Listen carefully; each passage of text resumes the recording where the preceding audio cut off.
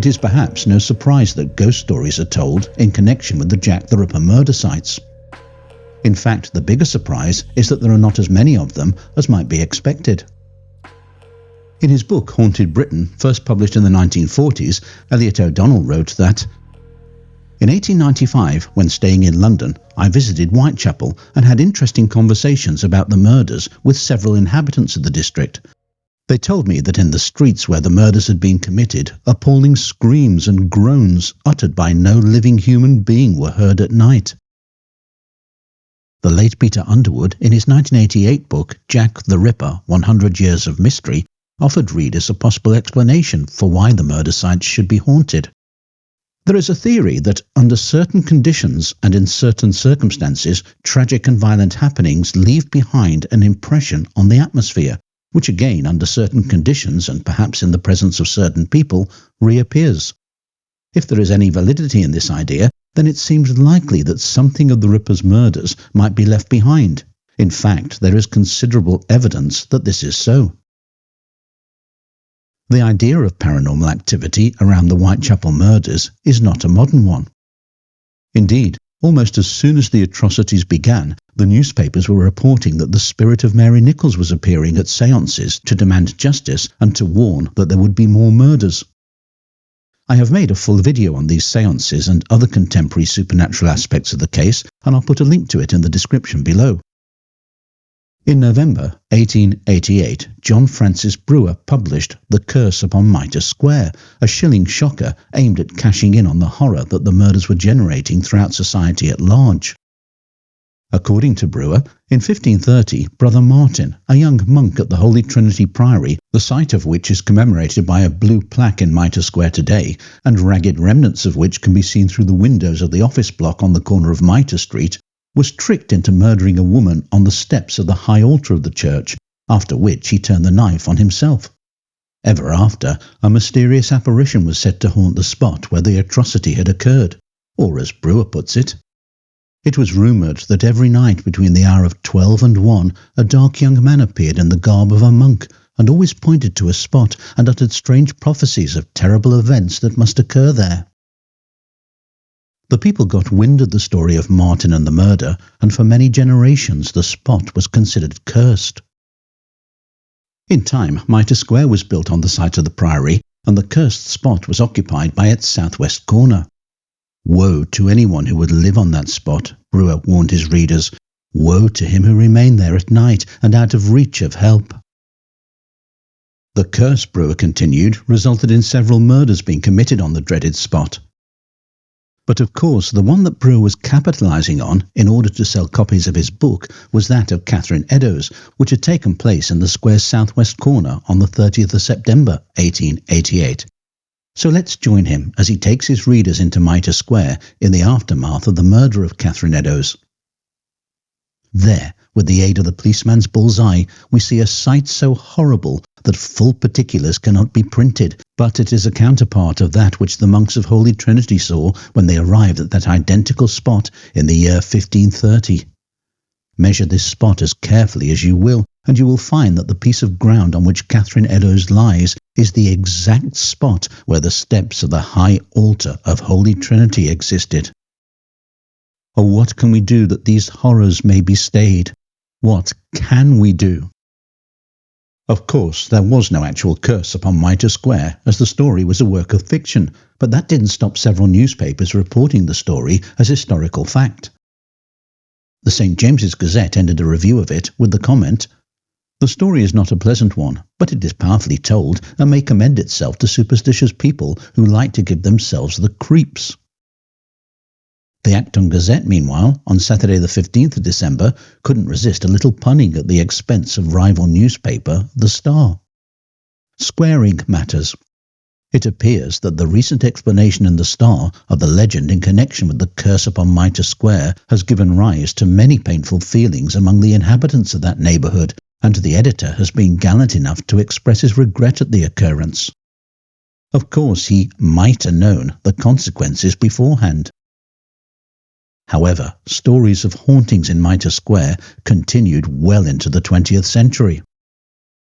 Elliot O'Donnell later collected numerous reports from all sorts of people, including a policeman, a doctor, and a relative of his, who all claimed to have seen the ghostly form of Catherine Eddowes in the dark corner of the square where her murder had taken place. Every one of the sightings was in late September, different years, but always late in the month of September, and sometimes on the actual anniversary of the murder. By the time Peter Underwood came to write his book on Jack the Ripper, rumours abounded that the corner in which the murder had occurred was haunted. A medical student whom Underwood interviewed told him how, as he was crossing the square late one September night, he saw what he at first took to be a bundle of old clothes lying in the southwest corner of the square. However, he thought he saw a slight movement, and thinking it might be someone who had either collapsed or was injured, he went to investigate, and, on approaching, he saw that it was a woman wearing a light dress under a coat. Going closer still, he was astonished when the figure suddenly vanished. Peter Underwood also spoke with a young couple who had been crossing the square late one September evening when they saw a man hurry out of the square in the opposite direction. They then noticed what looked like a bundle of clothing in the corner, but on going over to investigate, they saw that it was a woman lying quite still. Just at that moment, a group of youths entered the square, and, not wishing to be discovered in the vicinity of an accident or worse, the couple hurried from the square. On turning to look back, they saw the youths larking and drinking on the exact spot where the silent form had been lying, but to their surprise, there was no sign at all of the woman. Since then, Mitre Square has been completely transformed to the point that it no longer has any signage even identifying it as Mitre Square. There were claims in the early 2000s that people had seen the cobbles glow red at midnight on the anniversary of the murder, but even the cobbles have now disappeared to be replaced by a nondescript garden, where, as far as I am aware, no recent physical manifestations have been seen, albeit some of those of a psychic disposition have reported being overcome by a feeling of extreme unease and distress on entering the square. So let's leave it now to its memories and its shadows, and make our way eastwards to Durward Street, formerly Bucks Row, the scene of the murder of Mary Nichols on August 31st, 1888, where the dark form of a woman in shabby Victorian clothes has reputedly been seen on the exact spot where the body was found. According to Peter Underwood, some witnesses swore that a ghastly grey light seemed to emanate from the figure, and it is a fact that there were many stories of horses pulling up sharply, their nostrils flared and their ears flat on their heads when they were driven into the yard. Dogs too, it was said, seemed to sense something at the same place for years afterwards, and invariably strained at their leashes to make a wide detour of the site. Nowadays, the ghostly form would be appearing right next to the Durward Street exit of Whitechapel Station, which might explain why, as far as I know, there have been no recent sightings of the spectral figure. The most paranormally active site connected with the Jack the Ripper crimes is that of 29 Hanbury Street, scene of the murder of Annie Chapman, which took place in the backyard of the house on the 8th of September 1888. The house itself was demolished in 1970, and this former brewery building now stands on its site. Martin Fido, writing in the book City Walks of London, published in 1989, wrote of this modern building, "It is one of London's most haunted buildings. Local people have reported seeing Annie Chapman's ghost, but in the brewery building she now has more company than she did when Hanbury Street was a row of shops and houses. Ghosts of monks and nuns are seen in parts of the building where an old monastery and convent once stood, and the boardroom strikes deathly cold to the psychic no matter what the thermometer reads."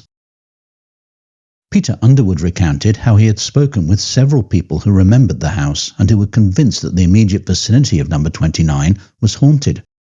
A Mr. Thomas who lived in the street told how, when he was a young man, he had been passing number 29 one night when he heard sounds of a struggle and muffled voices and the sound of panting coming from the doorway that led to the backyard of the premises.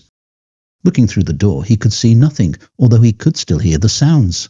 So he made his way through the short passage to investigate, and standing on the top step, he looked down at the spot where Annie Chapman's body had lain. It was completely deserted, although he could still hear the sounds emanating from the very spot that he was looking at. Peter Underwood continues the story.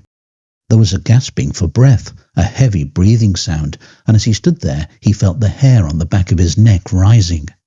After a moment or two, the sounds ceased, and he heard a dragging or swishing sound, still seemingly from the same area, and then silence. He waited another moment or two, but heard nothing further, and he walked back through the passage and made his way home. There was also a resident who lived opposite number 29 who claimed to have seen two figures entering the doorway of the house. The resident's name was Mr. Chapman, although he was not, he said, related to the victim. One morning, when he was required to be at work early, he had pulled back one of his bedroom curtains to check the weather. As he did so, he saw a couple step through the doorway of number 29 opposite. The man wore a rather tall hat with a wide brim, while the woman was dressed in a very long skirt. The couple were gone almost as soon as he looked at them. He saw them again the next morning as he was leaving for work, this time walking along the opposite side of the street towards the house. As he closed his front door, they turned into the doorway of number 29 and were gone. He next saw them about a month later, when they went about the now familiar routine of stepping into the doorway of number 29, although this time he realised that the door was actually closed and the figures appeared to have melted into it. Mr. Chapman saw the ghostly figures on two further occasions, the last being when he was walking along Hanbury Street with his brother Bob, who was staying with him for a time. Suddenly Mr. Chapman noticed the couple on the opposite side of the street, apparently in an animated conversation, walking towards number 29, on arrival at which they both disappeared through the door. Nudging his brother, he asked if he had seen them, only to receive the reply that Bob had seen nobody, although he did think he had heard the sound of footsteps on the opposite pavement. That was the last time Mr. Chapman saw the mysterious couple. Elliot O'Donnell claimed to have collected several accounts of unexplained screams, sounds of a murderous attack, and light running footsteps being heard in Hanbury Street between the year of the murder up until about the start of the 1930s. He even offered the explanation that they were what he considered temporary ghosts who were visible under certain conditions for a limited period, almost as though a battery or whatever enabled them to appear had run down or become worn out. William Stewart, whilst working on his book Jack the Ripper, A New Theory, published in 1939, took a photograph of the front of 29 Hanbury Street. On developing it, he was somewhat taken aback to see a woman in Victorian working-class clothes looking down from one of the windows. She certainly hadn't been there when he took the photo, and the clothing she was wearing was that of a previous age. He sent the image, he said, to the Psychical Research Society, but they were as baffled by it as he was, and were unable to offer any satisfactory explanation for her presence in the window. It would appear that 29 Hanbury Street and its immediate surroundings were extremely paranormally active in days gone by, and continued to be so up to as recently as the 1980s. A short distance from Hanbury Street stands the Ten Bells pub, a true survivor from the age of Jack the Ripper. Its interior, resplendent with a magnificent tiled wall panel depicting Spitalfields in olden times, has changed little since the late 19th century, and it comes as no surprise to find that this place is haunted. In the late 1990s, live-in staff whose bedrooms were on the upper floors of the building were complaining of alarming encounters with a ghostly old man dressed in Victorian clothing. They would often be awoken by an uneasy feeling in the dead of night, and turning over would find his phantom form lying beside them on the bed. No sooner would they cry out in shock than the figure would disappear. Staff with no previous knowledge of his ghost would often report seeing him, and their descriptions would always be the same. Nobody had any idea who he was and why he should choose to haunt the pub, and those who had occasion to live on the premises just learned to accept him as the oldest resident. A tenant who lived on the premises in 2001 would often hear footsteps followed by a faint peal of laughter outside his door, even when he was the only person on the premises. Whenever he went to investigate, he would find the corridor outside empty. Going down to the bar to investigate further, he would often be pushed hard on the back by an invisible hand. Psychics visiting the pub have picked up on all manner of otherworldly residents, from the aforementioned old man to the ghost of a baby who is said to have died at the pub under tragic circumstances. Since the pub is also reputed to have been the local for several of Jack the Ripper's victims, visiting mediums have also sensed the spirits of Annie Chapman and Mary Kelly here. I can also claim my own inexplicable experience within the walls of the Ten Bells. In November 2016, I was filming a documentary on Jack the Ripper for an American TV channel, and we used an upstairs room at the pub as our HQ. The crew set up a pinboard on which they displayed documents, maps and other evidence that included the mortuary photographs of the 5 victims. Once the day's filming was finished, the room would be locked until the next morning. One morning we arrived to find that the pinboard, despite its being stable, solid and sturdy, had fallen over during the night, and the documents that had been pinned to it were scattered around the room. The strange thing was that, despite the fact that the papers and maps were randomly dispersed, the photographs of the 5 victims were stacked relatively neatly at the centre of the room, one on top of the other, and were in chronological order. Whether there was anything paranormal about it, no one could say, but it certainly made for some interesting conversation when we broke for lunch. A little further along Commercial Street, on the opposite side to the 10 Bells, this modern office and retail complex stands on the site of Dorset Street, where was located Miller's Court, the scene of the murder of Mary Kelly on the 9th of November 1888. When Leonard Matters was writing his book, The Mystery of Jack the Ripper, in 1928, he paid a visit to Dorset Street, the name of which had by then been changed to Duval Street, and he took the last photograph of Miller's Court, which, along with the north side of the street, was demolished shortly afterwards. One thing that surprised him as he went about researching the site was the fact that few people in the district seemed to know anything of the ghastly history of Miller's Court. I asked a very old man on the opposite side of the street how long he had been living there, Matters recounted. "Over 40 years, he answered. Then he told me that a murder had taken place when he was a young man. "That's the house," he said, pointing to one lower down the street. "They say it's haunted, but I never see nobody coming out of it at nights." All that I could suggest in reply, Matters concluded, was that he had been looking for the ghost in the wrong building. Moving away from Whitechapel, our next haunted site connected with Jack the Ripper is Westminster Bridge. In Ghosts of London, Elliot O'Donnell writes, "Of Westminster Bridge a strange tale has been told in reference to the Jack the Ripper crimes. It was said they terminated with the death of a man who was seen to leap from Westminster Bridge on the stroke of midnight, December the 31st, 1888. This man, so it was asserted, was a member of the medical profession who had been suspected for some time by the police. When he realised the net was closing round him and arrest would probably take place very shortly, he took the fatal leap.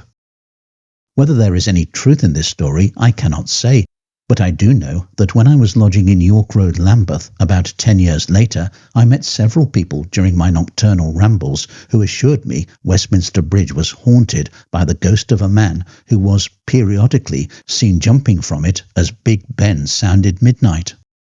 Evidently, the story that Elliot O'Donnell heard and repeated was a confused retelling of the death of Jack the Ripper suspect, barrister and teacher Montague John Druitt, whose body was found in the Thames at Chiswick on December the 31st, 1888. For our final location, we are heading to Leafy Hampstead to visit the old Bull and Bush on North End Way, a legendary pub that in the 19th century was a favourite Sunday and bank holiday resort for EastEnders. It was immortalised in the song Down at the Old Bull and Bush, made famous by Australian-born music hall artist Florrie Ford, and the joy that a visit to the tavern, perched on the edge of Hampstead Heath, gave to visiting Londoners is wonderfully captured by this old photograph of it taken in the early 1900s. The Old Bull and Bush seems far removed from the streets of Jack the Ripper's East End, and yet, according to several books and articles published in the late 1980s, the pub was being haunted by his ghost. Peter Underwood had this to say about the phantom figure that people could come and make eyes at down at the Old Bull and Bush. For many years, according to Police Sergeant Maurice Link, eerie stories have abounded about the Old Bull and Bush being haunted by the menacing ghost of a man, customers having claimed to see such a figure standing and smiling at the bar, looking a bit furtive. Peter also mentions having been told by his friend, local GP Dr. Bernard Finch, that in 1986 a skeleton, some 19th century surgical knives and a piece of women's clothing were discovered by a builder renovating the cellars of the Old Bull and Bush. Newspaper reports suggested that authorities thought the skeleton found in the walled-up cellar may be that of none other than Jack the Ripper himself. The bones were found in an old ventilation shaft that had been bricked up in the late 19th century. The story was fascinating to me when I read it whilst preparing for this video, not least because in 1993, the brewery that then owned the pub, Taylor Walker, commissioned me to write the history of the Old Bull and Bush when they made it one of their heritage inns, and at no time whilst researching its history did I find any mention of a skeleton having been found in the cellar, nor for that matter of Jack the Ripper actually haunting the premises. Worried that I might have missed a major story concerning the history of the pub, I scoured the newspapers from 1986 but could find no mention in any of them of any such find. Just as I was about to give up, believing that the good doctor had been pulling Peter Underwood's leg, I decided to expand my search, and lo and behold, I found the article in a 1985 edition of the Daily Express. Amazing find down at the Old Bull and Bush. Pub skeleton could be Jack the Ripper, the article's headline announced. There was even a photograph of the landlord, Graham Doy, posed with the skeleton for the newspaper's photographer. The article went on to make the bold statement that the find may finally solve the mystery of Jack the Ripper. It also made the curious claim that his first victim was a young French comedian by the name of Avril Badiner. Dr. Bernard Finch, the local GP who had shared the story with Peter Underwood, was even said to have examined the skeleton and to have ascertained that the man it belonged to was about 5 foot 10 inches tall and was very strong. He was right-handed and probably about 30 to 35 years old, possibly a little younger. Police Sergeant Maurice Link told the Express's reporter that there had been stories of the pub being haunted by a Victorian gentleman for years and years. And Graham Doy, the landlord, who had only been at the pub for 5 months, was quoted as observing that, "I've been told these stories. Always around this time of year, it seems some joker reckons he's heard some mysterious noise." As it transpired, the time of year when some joker claimed to have heard some mysterious noise proved to be the key to unlocking this particular mystery. I had never heard of a French comedian named Avril Badiner ever having been a victim, let alone the first victim of Jack the Ripper. And sure enough, Avril Badiner is French for April Banter, and a quick look at the date at the top of the page revealed the solution to the mystery of Jack the Ripper's skeleton being found in a little nook down in the cellar of the Old Bull and Bush, for there in black and white was scrawled the date when the story first appeared, April the 1st, 1985. And so we end our journey around the haunted locations of Jack the Ripper's London with an April Fool's joke that got picked up by several authors and was given wider circulation long after the banter associated with April the 1st was over. In fairness to Peter Underwood, he did begin his report with the caveat, another kind of Jack the Ripper hoax seems to have been attempted in 1986, although he then goes on to quote his friend Dr. Bernard Finch and Police Sergeant Maurice Link, both of whom are mentioned in the Express's April Fool's prank. The hoax demonstrates an important lesson to all those who pore over the ever-increasing information that is becoming available about the Jack the Ripper case. Just because something appears in a book or newspaper article or is featured in a TV documentary, it doesn't make it an established fact, and due diligence should always be applied to any information that emerges on the case, no matter how trustworthy the source might at first glance appear to be. As for stories of hauntings connected to Jack the Ripper, well, some of them have been around for decades, whilst others are more recent. Inevitably, paranormal TV shows have been drawn to the case and have made their own contributions to the supernatural aspects of it. It's always difficult with ghostly tales to judge whether they are genuine or not, as by their very nature they often don't tend to stand up to close scrutiny, and proving or disproving that a person did or didn't see or experience something they claim to have seen or experienced is an all but impossible task. What is certain, however, is that ghost stories connected to the mystery are as popular today as they were when the curse upon Mitre Square appeared back in 1888, and supernatural occurrences linked to the Jack the Ripper saga still have the ability to instill feelings of fear and fascination in equal measure, and long may they continue to do so. Have you ever experienced any ghostly goings-on when visiting anywhere connected to the Jack the Ripper mystery? Please feel free to share your story in the comments section below. But for now, may I wish you a pleasant remainder of your day, and when you get to bed tonight, please do have very sweet and pleasant dreams.